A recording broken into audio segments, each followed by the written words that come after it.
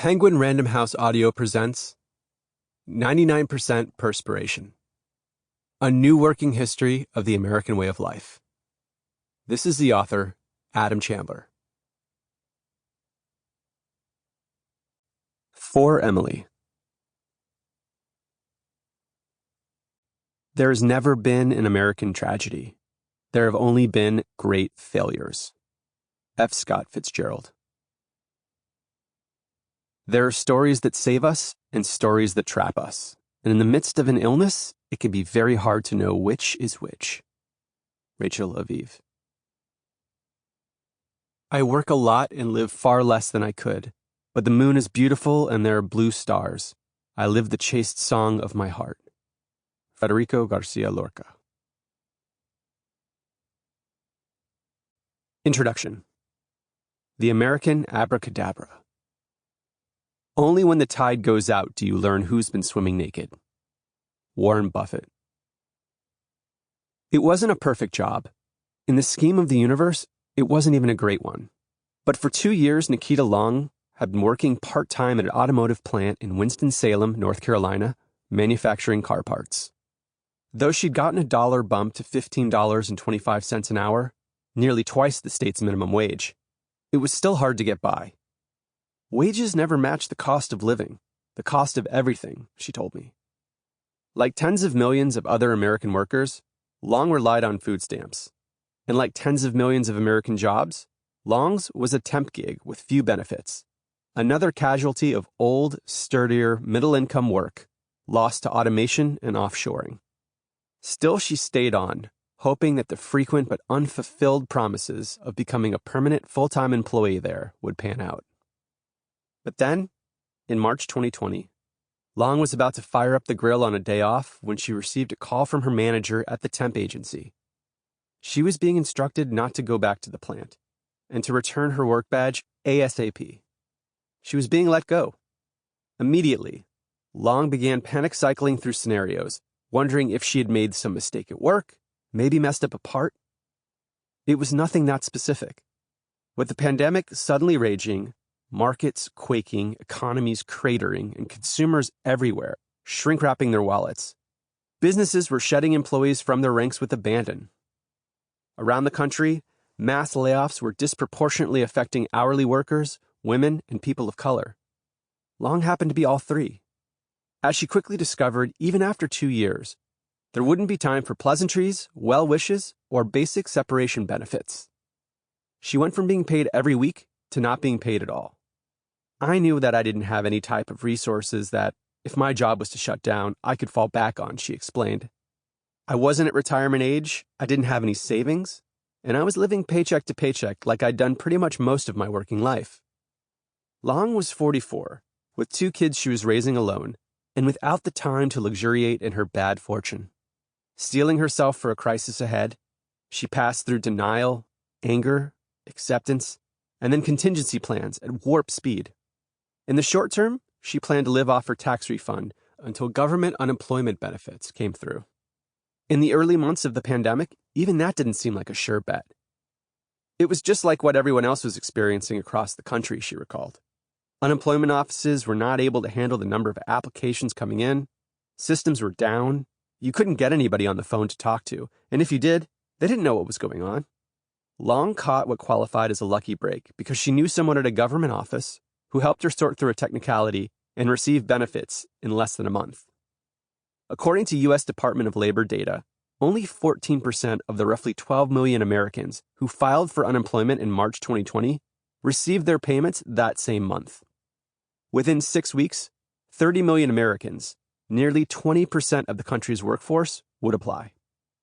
In addition to state unemployment benefits, a temporary $600 weekly boost had been issued under the CARES Act, the controversial federal aid package passed by Congress in the early days of the pandemic, when America's financial footing was skittering on black ice. When those benefits kicked in for Long, there was relief, but also a sense of deflation. She was making considerably more on unemployment than she had at the job she'd worked for 2 years. That's what was so sad about it. It was $300 more per week, an additional $1,200 to $1,400 a month. Nikita Long's predicament reflects our biggest, most troublesome, most outrageous, most urgent, and most definitional social misperception. Our belief in what I'll call the American abracadabra, a swaggering bit of magical thinking that asserts that through hard work, self-reliance, and heroic grit, each person determines their own fate. This idea makes up the marrow of the American self.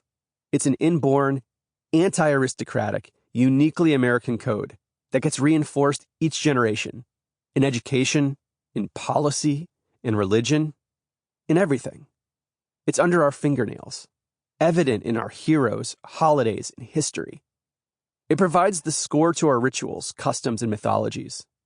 From Thoreau's Walden to Gatsby's West Egg and beyond, it lurks in the contours of our popular culture, and from Manifest Destiny to Minimum Wage, it whirls in the whiplash of our politics. It's cutthroat winner-take-all logic.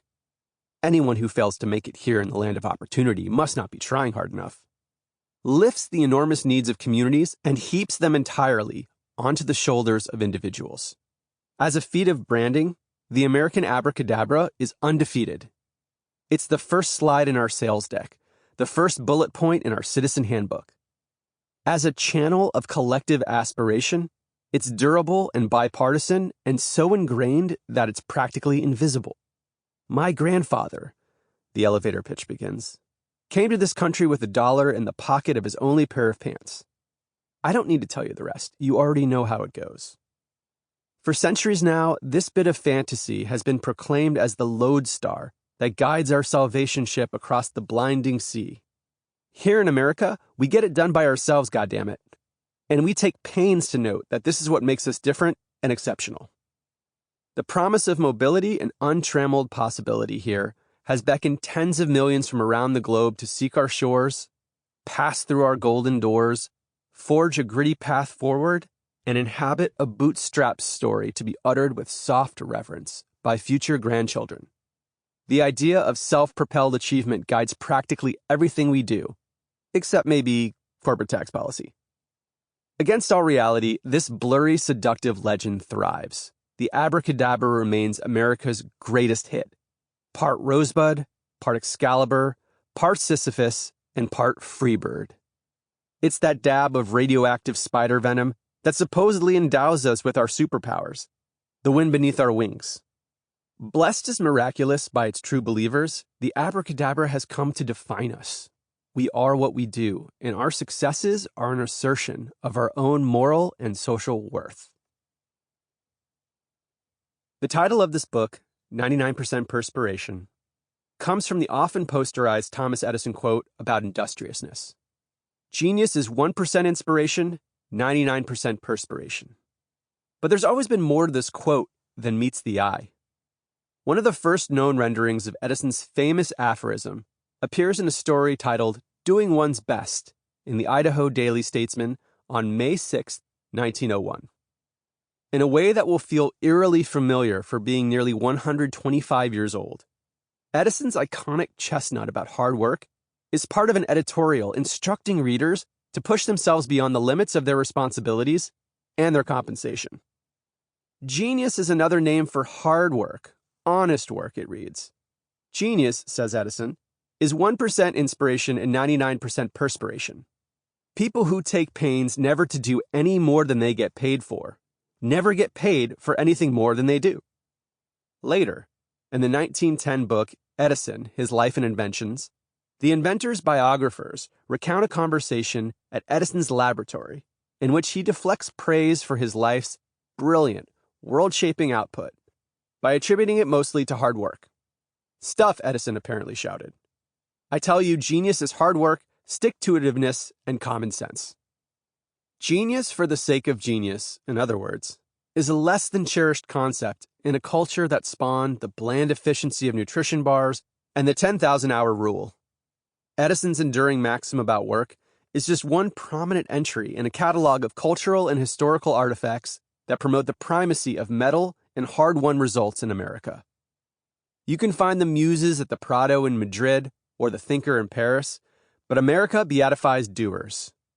Edison's image and words still live on high school murals and in Boy Scout handbooks. In a telling and Sample complete. Ready to continue?